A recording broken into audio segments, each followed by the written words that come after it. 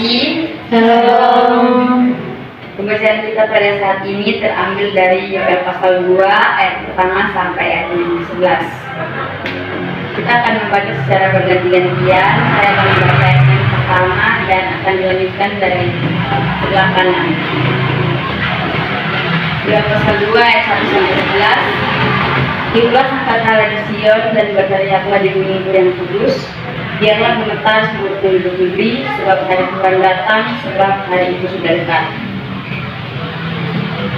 Suatu hari benar gulita dan dengan kabut, suatu hari berawan dan terang pekat, seperti fajar di atas gunung-gunung terbentang suatu bangsa yang banyak dan kuat, yang serupa itu tidak pernah ada sejak purbakala, dan tidak akan ada lagi sesudah itu turun-temurun pada masa yang akan datang. Di depannya api memakan habis, dan di belakangnya nyala api berkobar. Karena di depannya tempat Eden, tetapi di belakangnya padang gurun tandus, dan sama sekali tidak ada yang dapat berjalan.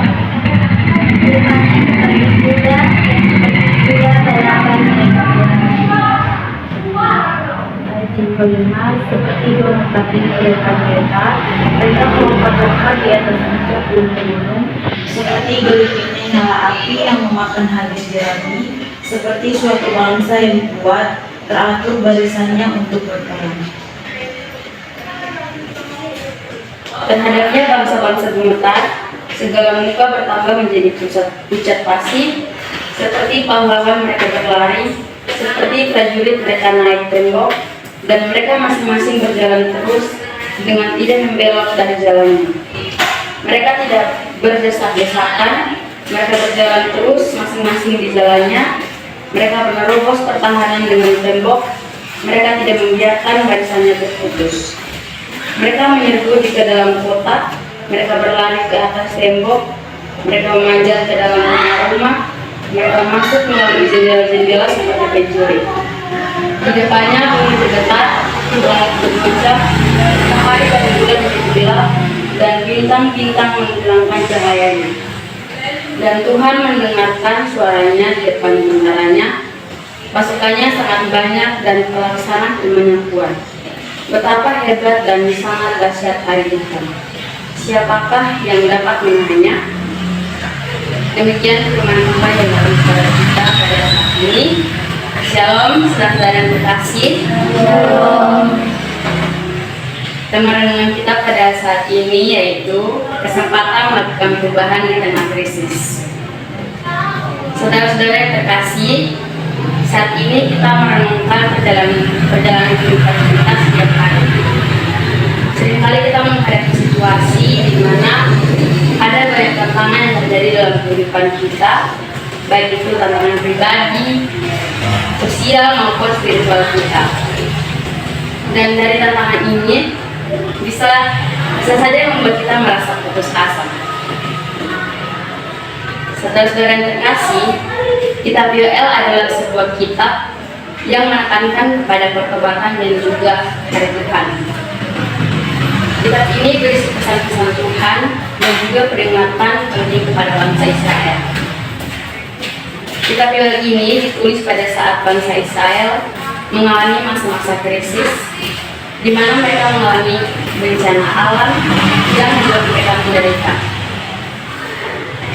Bencana ini digambarkan sebagai hukuman dari Tuhan karena perbuatan dosa mereka serta ketidaktaatan yang mereka perbuat. Salah satunya yaitu di mana mereka menyembah pada berhala. Karena perbuatan tersebut, maka Tuhan menghukum mereka. Di tengah keadaan tersebut, Allah memberikan pesan melalui Nabi Yoel, di mana Nabi Yoel menunjukkan panggilan untuk bertobat kepada bangsa Israel. Kita bisa melihat di sini bahwa Tuhan tidak hanya memanggil umatnya untuk bertobat, tetapi juga mengajak umatnya untuk kembali pada jalan Tuhan, serta melakukan tindakan-tindakan yang berkenan di hati Tuhan. Saudara-saudara yang terkasih, dalam sekarang tidak kita mengalami tantangan atau kesulitan dalam kehidupan kita, kita bisa belajar dari firman ini bahwa di tengah-tengah tantangan yang terjadi, ini dapat menjadi kesempatan kepada kita untuk kita bisa melakukan perubahan, yaitu dengan melihat pribadi kita sendiri dan merenungkan setiap perbuatan yang kita lakukan.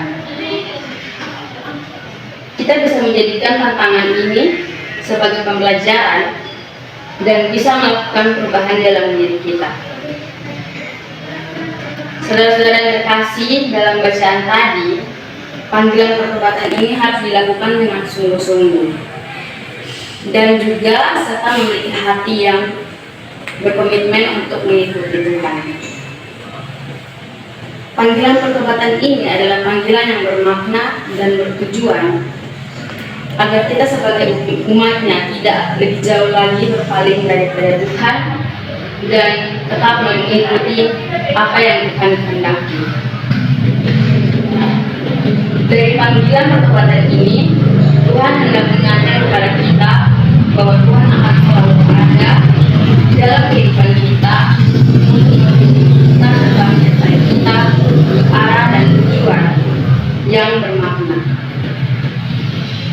Dan juga sejauh manapun kita berpaling daripada Tuhan, maka Tuhan akan selalu menyediakan jalan pemulihan dan juga pertobatan bagi setiap orang yang dengan sungguh-sungguh hendak kembali kepada jalan Tuhan. Saudara-saudara yang terkasih, kita sebagai pemuda-pemudi mempunyai kemampuan yang luar biasa untuk melakukan perubahan di dalam diri kita. Kita bisa membawa perubahan tidak hanya bagi diri kita sendiri, tetapi juga di lingkungan kampus, komunitas, maupun di dalam lingkungan pertemanan kita. Dengan demikian, tidak hanya diri kita yang mengalami perubahan, tetapi orang-orang di sekitar kita juga dapat mengalami perubahan.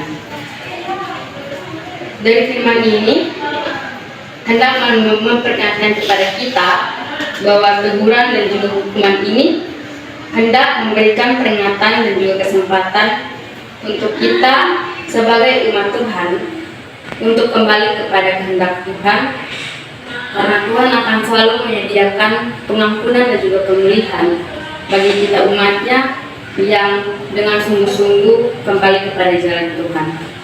Demikian firman Tuhan pada saat ini. Amin.